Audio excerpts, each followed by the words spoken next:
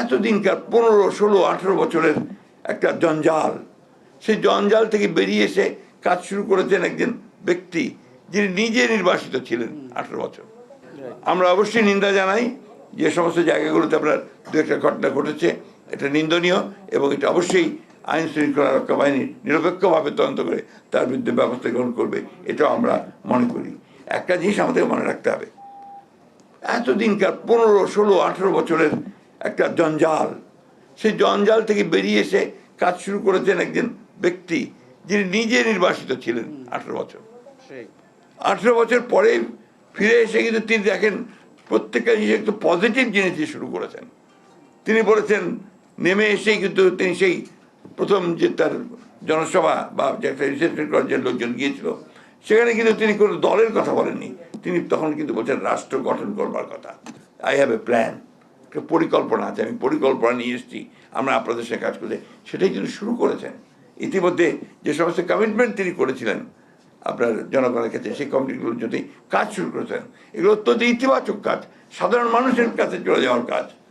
তার family card, কৃষক card, আপনার ধর্মীয় উপাসনালয়ের যারা আপনার আছেন মুয়াজ্জিম, ইমাম, পাদ্রী, পুরোহিত, তাদেরকে ভাতা দেওয়া, খেলাধুলার বিষয়ে ছেলেদেরকে আকৃষ্ট করা, শিক্ষার্থীদের আকৃষ্ট করা, সাংস্কৃতিক কর্মকাণ্ডকে আবার ছড়িয়ে দেওয়া, এই বিষয়গুলো অত্যন্ত পজিটিভ কাজ।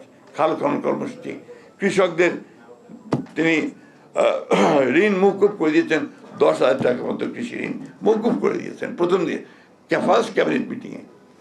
প্রতিটা মুহূর্ত কাজ করছেন, দিনের 24 ঘন্টার মধ্যে বোধহয় 18 ঘন্টায় তিনি কাজ করেন। তো এই মানুষটাকে তো আমাদের সহযোগিতা করতে হবে।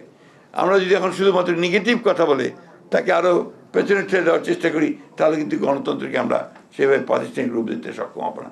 একটা ব্যাপার তো আপনারা সবাই মানবেন যে আজকে মিডিয়ার উপরে কোনো হস্তক্ষেপ নাই সরকারের, আছে কি নাই? তাহলে এটা তো একটা পজিটিভ জিনিস। আপনার কোথায় কি নিয়োগ হলো না হলো এটা আরেকটা বিষয়, এবং আমার দুঃখজনকভাবে বলতে হবে আমাকে যে সেখানেও আপনাদের সাংবাদিকরাও এর মধ্যে জড়িত। এই যে একজন বললেন না বিএনপির কোনো গ্রুপিং নাই, BNP is not looking after it, আপনাদের সাংবাদিকদের মধ্যে গ্রুপ তৈরি করে আপনারাই আপনার আরেকজন কাকে সরিয়ে দিচ্ছেন, এই বিষয়গুলো তো সত্য কথা। সুতরাং এককভাবে ওইভাবে যদি আপনার বলা যায় তাহলে কিন্তু সঠিক হবে না কথাটা। অন্যদিকে আপনার আজকে মিডিয়া কার দ্বারা নিয়ন্ত্রিত? মিডিয়া তো আপনার বিজনেস হাউস দ্বারা নিয়ন্ত্রিত।